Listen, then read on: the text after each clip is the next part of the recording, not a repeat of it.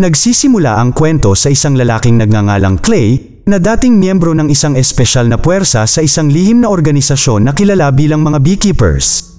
Ang lihim na grupong ito ay nagpapatakbo sa ilalim ng gobyerno ng Estados Unidos at humaharap sa mga mahihirap na kaso at palihim na nagpapatupad ng batas. Pagkatapos magretiro mula sa beekeeper, nagpasya si Clay na mamuhay ng mapayapang buhay at maging isang beekeeper. Nagrenta siya ng garahe mula sa isang matandang babae na nagngangalang Mrs. Parker kung saan siya nakatira.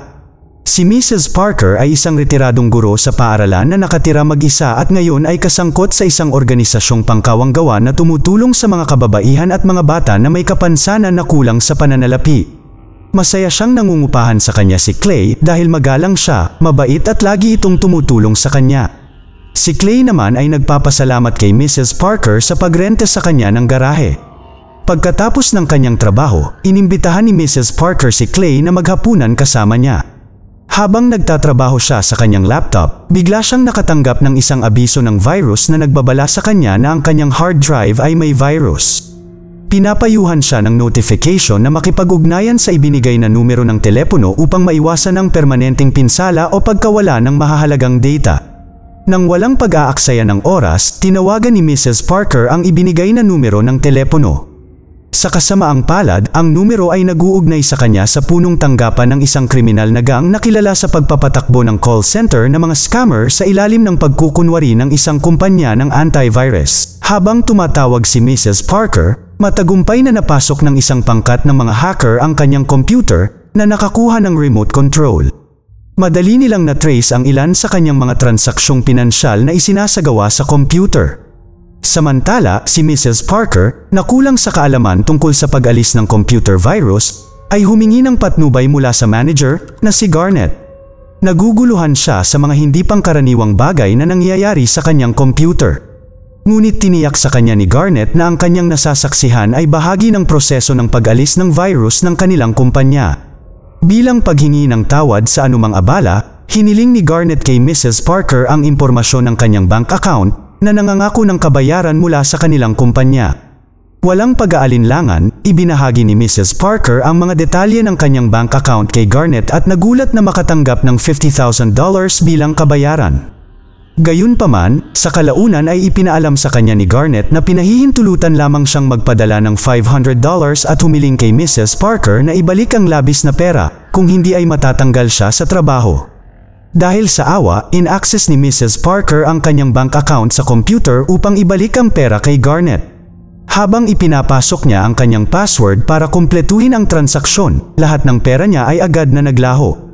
Matagumpay na nahack ni Garnet at ng kanyang team ang kanyang bank account na iniwan si Mrs. Parker sa estado ng pagkabigla. Nawala niya hindi lamang ang kanyang savings kundi pati na rin ang mga pondo na kabilang sa charity organization na kanyang pinamamahalaan. Habang si Mrs. Parker ay nalulula sa biglaang pagnanakaw, makikita natin si Clay na abala sa pag-aani ng pulot at pagbuhos nito sa isang garapon. Plano niyang iregalo ang pulot kay Mrs. Parker. Gayunpaman, pagdating niya sa kanyang bahay, naramdaman niyang may mali at maingat na kumuha ng kutsilyo mula sa kusina para sa proteksyon. Isang nakakagimbal na tanawin ang sumalubong kay Clay nang pumasok siya sa sala. Malungkot na pumanaw na si Mrs. Parker at isang pistol ang nakalapag sa sahig sa tabi niya. Sa mismong sandaling iyon, dumating ang isang ahente ng FBI na nagngangalang Verona na nakatutok ang kanyang baril kay Clay. Naniniwala si Verona na si Clay ay may kinalaman sa pagkamatay ni Mrs. Parker at para gawing mas komplikado ang mga bagay, nagkataon din na nanay ni Verona si Mrs. Parker. Walang pag-aalinlangan, tinawagan ni Verona ang lokal na pulis na mabilis na dumating, nagsagawa ng masusing pagsisiyasat sa bahay ni Mrs. Parker at dinala si Clay sa istasyon ng pulisya para tanungin sa mga nangyari. Sa kabila ng kanyang matinding kalungkutan sa pagkawala ng kanyang ina, determinado si Verona na alamin ang katotohanan sa likod ng trahedya na aktibong nakikilahok sa investigasyon. Sa pagsusuri sa pinangyarihan ng krimen, nakita ni Verona ang ebidensya na ang kanyang ina ay naging biktima ng isang sindikatong kriminal na kilalang kilala sa kanilang mga phishing scam na nagresulta sa pagkawala ng lahat ng ipon ng kanyang ina at ang mga pondo na kabilang sa charity organization na kanyang pinamamahalaan. Sa gulat ni Verona, naging maliwanag na ang pagkamatay ng kanyang ina ay hindi isang homicide. na nagpapatunay na ginawa ni Mrs. Parker ang hindi dapat gawin, kaya nagpa siya ang pulisya na palayain si Clay. Nang sumunod na araw, sa pag-uwi ni Clay, dumating si Verona upang humingi ng tawad sa kanyang maling akusasyon sa pagkamatay ni Mrs. Parker.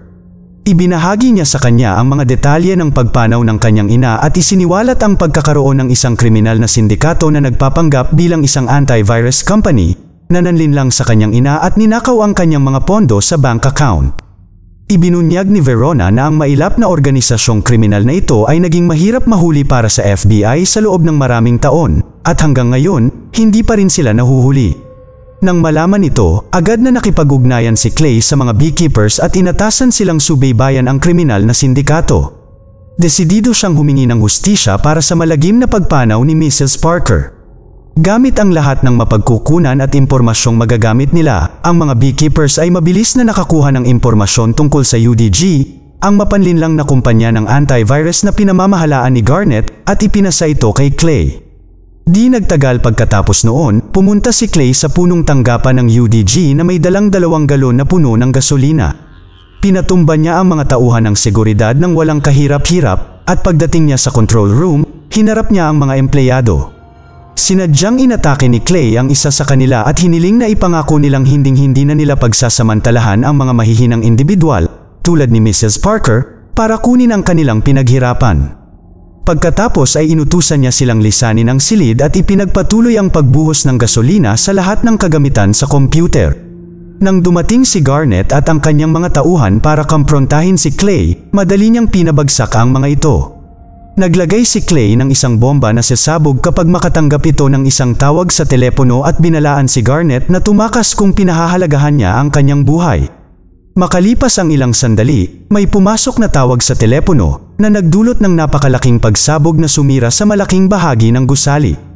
Kasunod ng mapangwasak na pagsabog sa gusali ng UDG, mabilis na nakipag-ugnayan si Garnett sa kanyang amo, na si Danforth, upang ihatid ang nakakagulat na insidente.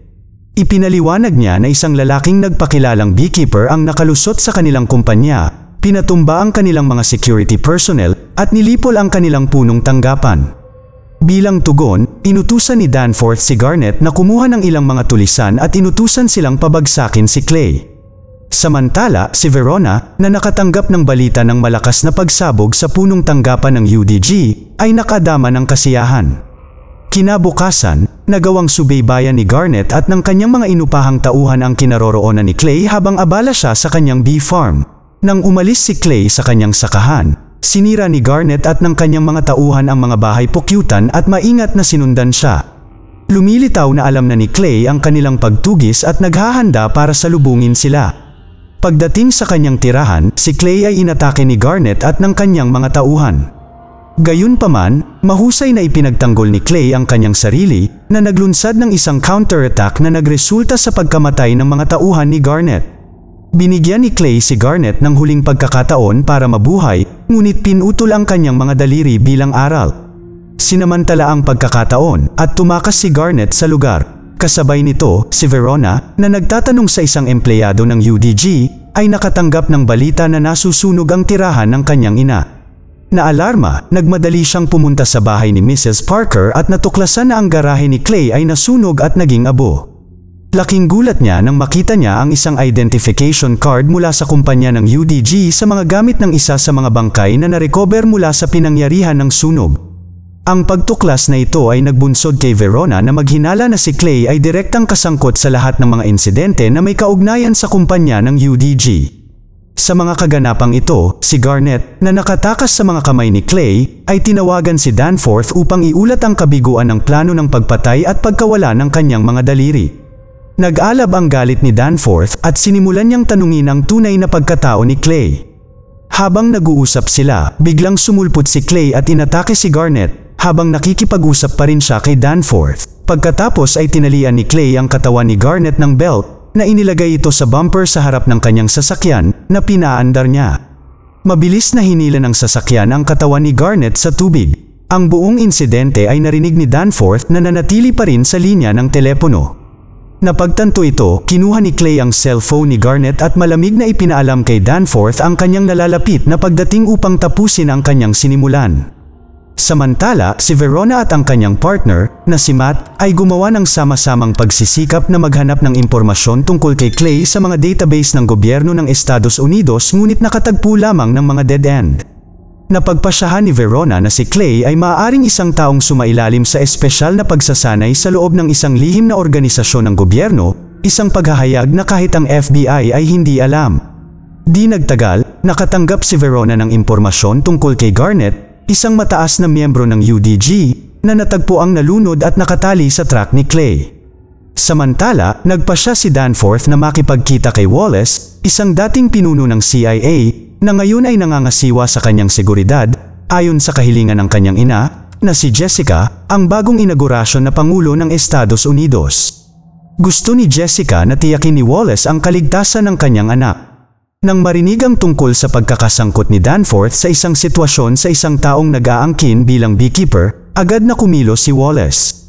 Nakipag-ugnayan siya sa kasalukuyang direktor ng CIA na si Janet upang magtanong tungkol kay Clay. Ipinaalam sa kanya ni Janet na nagretiro na si Clay bilang beekeeper.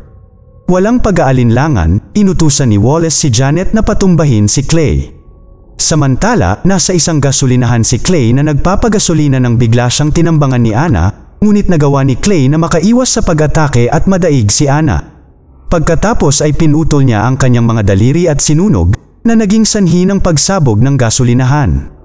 Upang maiwasan ang karagdagang mga casualties, ipinaalam ng mga beekeepers sa CIA na mananatili silang neutral at hindi nahahabulin pa si Clay. Ipinadala ni Janet ang mensaheng ito kay Wallace na nagpapahiwatig na ang CIA at ang mga beekeepers ay mananatili sa hidwaan sa pagitan ni Clay at Danforth. Sa impormasyong ito, walang pagpipilian si Wallace kundi ang kunin ang mga bagay sa kanyang sariling mga kamay upang pabagsakin si Clay. Nagtipon siya ng isang pangkat ng mga miyembro ng Special Force at isiniwalat sa kanila ang pagkakaroon ng mga beekeepers. Inilarawan niya si Clay bilang isang Rouge agent na ang mga aksyon ay nagdulot ng malaking banta sa mga inosenteng sibilyan. Sa gayon makumbinsi niya ang Special Force na kailangan nilang mapigilan nila si Clay. Kinabukasan, dumating sina Verona at Matt sa Chard gas station at natuklasan ang hindi matukoy na katawan ni Anna. Tila si Anna ay bahagi ng isang lihim na organisasyon ng gobyerno, ngunit hindi alam ni Verona kung bakit niya hinahabol si Clay. Samantala, ginamit ni Clay ang naputol na daliri ni Anna upang makapasok sa kanyang tirahan at ma-access ang kanyang computer. Ginamit niya ang computer para subaybayan ang signal mula sa telepono ni Garnett na tinuro ang lokasyon ni Danforth sa 9 Points Building. Gamit ang kaalamang ito, nagtipon si Clay ng mga sandata at pampasabog mula sa lugar ni Anna at umalis. Samantala, ang mga espesyal na puwersa sa ilalim ng utos ni Wallace na may tungkulin sa pagpapabagsak kay Clay ay nakarating na sa gusali ng 9 Points. Sa labas, ang FBI SWAT team ay nakaistasyon. Alam na papasukin ni Clay ang gusali. Nakapagtataka, pinayagan ni Wallace at ng kanyang mga espesyal na puwersa ang mga empleyado sa loob ng gusali na magpatuloy sa pagtatrabaho na parang walang mali. Katulad ng UDG, ang kumpanya ng NSU na sumasakop sa gusali ay bahagi ng isang kriminal na sindikato na sangkot sa mga phishing scam. Hindi nagtagal, dumating si Clay na abutan ang koponan ng SWAT team habang nagpaplano sila sa labas.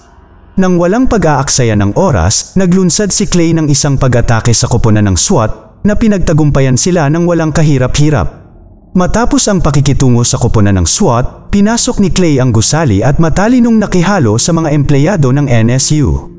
Gayunpaman, nakilala siya ng isa sa mga miyembro ng Special Force at nagsimula ng pag-atake. Ang mga Special Force ni Wallace ay mabilis na sumali sa laban, naglunsad ng isang pag-atake kay Clay. Ngunit mahusay na naiwasan ni Clay ang kanilang mga pag-atake, isa-isa silang pinabagsak hanggang sa wala nang natitira. Kasunod nito, inusisa ni Clay si Rico, isa sa mga executive ng NSU, na pinipilit siyang ibunyag ang pagkakakilanlan ng may-ari ng kumpanya. Noong una ay ayaw niyang magsalita, ngunit ibinahagi ni Rico na ang may-ari ng kumpanya ay gumagamit ng napakalaking kapangyarihan na tila immune sa batas. Bilang tugon, iginiit ni Clay na walang bagay na hindi niya kayang abutin at nangako na papabagsakin ang sukdulang kapangyarihang ito kung malalagay sa alanganin ang mga inosenteng buhay. Sa takot sa kanyang buhay, atubili na isiniwalat ni Rico ang pagkakakilanlan ng kanyang amo. Gayunpaman, sa sandaling iyon, dumating si Verona at ang kanyang koponan, nakabunot ng mga sandata na nakatutok kay Clay. Ngunit, buti na lang at nakatakas si Clay. Samantala, sa wakas ay nalaman ni Verona at ng kanyang partner ang katotohanan na ang may-ari ng parehong NSU at UDG na kumpanya ay nakikibahagi sa mga phishing scam ay si Danforth, ang anak ng Pangulo ng United States. Ang mga kumpanyang ito ay kontrolado sa ilalim ng Danforth Enterprises, isang firm na pag-aari ng pamilyang Danforth na namamahala sa software na ginagamit ng iba't ibang ahensya ng gobyerno ng US. Binigyang diin din ni Verona na maaaring hindi lamang si Danforth ang target ni Clay kundi maaaring magdulot din ng banta sa Pangulo ng Estados Unidos na si Jessica na nagkataong ina ni Danforth. Nang malaman ito, inatasan ni Deputy Director Prigg sina Verona at Matt na hulihin si Clay habang hinihigpitan ng SWAT team ang seguridad para sa Pangulo at sa kanyang pamilya. Kinabukasan, sumali si Verona at ang kanyang partner sa mga ahente ng Secret Service para magbigay ng seguridad para sa US President at sa kanyang anak, na nag-ho-host ng isang charity event sa kanilang beachfront mansion. Sa kabila ng pinataas na seguridad sa mga tauhan ng Secret Service at FBI, nanatiling nag-aalala si Wallace sa kaligtasan ni Danforth. Dahil dito, kumuha siya ng isang grupo ng mga mersenaryo na pinamumunuan ni Lazarus, na nag-aangkin na pinabagsak niya ang isang beekeeper noong nakaraan, kahit na nawala ang isang paa niya sa proseso. Sa kabilang banda, matagumpay na nakapasok si Clay sa ari-arian ng pamilya Danforth sa pamamagitan ng paglusot sa isang drainage channel at pagtatago sa ilalim ng isang truck. Pinatumba niya ang isang miyembro ng koponan ng SWAT at nagtanim ng mga bomba sa mga sasakyan bago nagpanggap ng isang disguise. Pinapayagan siya nitong makapasok sa mansyon nang hindi pinaghihinalaan na nakikisama sa mga dadalo sa charity event. Samantala, nakipagpulong si Prigg sa Pangulo at inilatag ang lahat ng detalye, kabilang ang paggamit ni Danforth ng software mula sa Danforth Enterprises at ang paglikha ng maraming kumpanya para gamitin sa phishing scam. Nang malaman na ang kanilang mga pondo sa kampanya ay nagmula sa pangluloko ng mga tao, nagalit si Jessica. Kasabay nito, si Verona, na napagtanto ang presensya ni Clay, ay nagutos sa SWAT team na hulihin siya. Nang maramdamang napapalibutan siya at nakatutok sa kanya ang kanilang mga baril, nagpasya si Clay na lumuhod, ngunit lahat ng ito ay bahagi ng kanyang plano. Pinasabog niya ang lahat ng mga Secret Service truck bilang isang diversion at mabilis na pinabagsak ang mga tauhan ni Wallace at sumugod sa mansyon upang harapin si Danforth. Sa loob ng mansyon, si Jessica, nang matuklasan ang lawak ng maling gawain ng kanyang anak, ay nagpasya na ilantad ang mga aksyon ni Danforth kay Clay at sa mundo, umaasa na maawa sila sa kanya. Kasabay nito, patuloy na nilalabanan ni Clay ang mga SWAT team. Pinapatumba ang mga ahente ng Secret Service ngunit hindi nagpapakita ng awa sa mga mersenaryong inupahan ni Wallace. Maya-maya, narating ni Clay ang pasilyo patungo sa opisina ng presidente. Siya ay nakibahagi sa isang malupit na pakikipaglaban kay Lazarus at nagwagi na nagpatuloy patungo sa opisina ng Pangulo. Gayunpaman, nang sinubukan niyang pumasok sa silid, hinarap siya ni Wallace, sinusubukang pigilan si Clay na patayin si Danforth.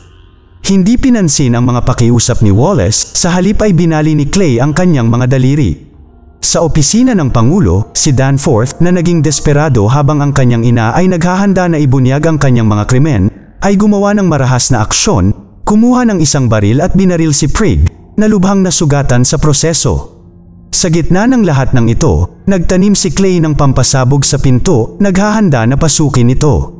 Nang bumukas ang pinto, mabilis siyang pumasok sa silid na sinundan ni Verona at iba pang ahente ng FBI. Nagulat si Danforth, nataranta at kinuha ang kanyang ina, si Jessica, bilang hostage.